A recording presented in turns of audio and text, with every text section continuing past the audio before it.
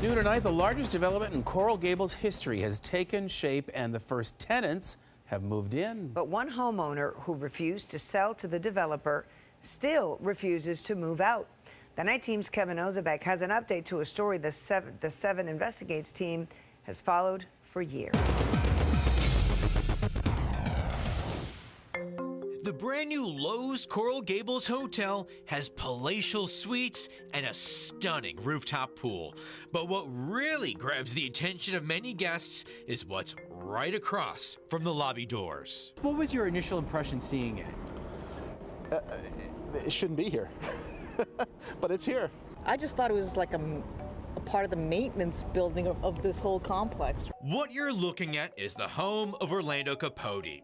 His house sits smack dab in the middle of the Plaza Coral Gables, a new high-end development that also includes shops and condos. People come, they stop, they take pictures. The 7 Investigates team first met Orlando in 2019. Construction was booming just feet from his home. We visited again in 2021 as high-rise parking garages were built around his home. Some of the debris. Orlando pointed out what he said was construction materials that fell onto his property. Since we were here 2 years ago, it's changed quite a bit. That's an understatement. As the buildings begin to fill with tenants, Orlando says construction clatter is being replaced by the hustle and bustle of people. A cantina bar is preparing to open right next to his house. It's never going to be peaceful. He also really misses his old view. I miss looking at the, I can see a sunset or a sunrise. I can see the moon or the stars. That was one of my hobbies, astronomy.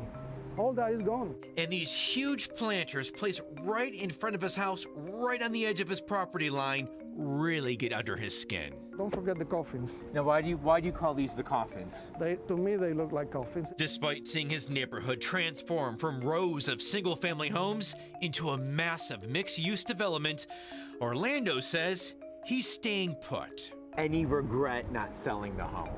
No. His now late parents bought the home in the 80s after moving from Cuba. Is that why this means so much to you? Don't go there. Don't go there. Yes, it is a part of the story. As Orlando sees it, his parents worked hard to obtain the American dream, and the city snatched it by allowing the development. The city of Coral Gables, of the people, by the people, for the developers.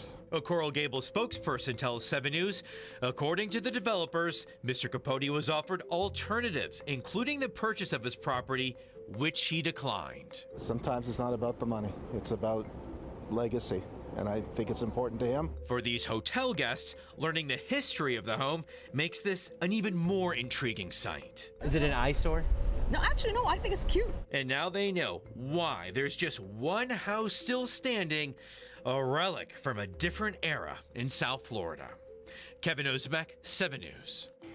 Well, the 7 Investigates team did also reach out to the Lowe's Hotel and the developer for comment, but neither returned the messages. And if there's something you think we should investigate, email us, 7investigates@WSVN.com, or call us at the number here that you see. Those numbers are on your screen.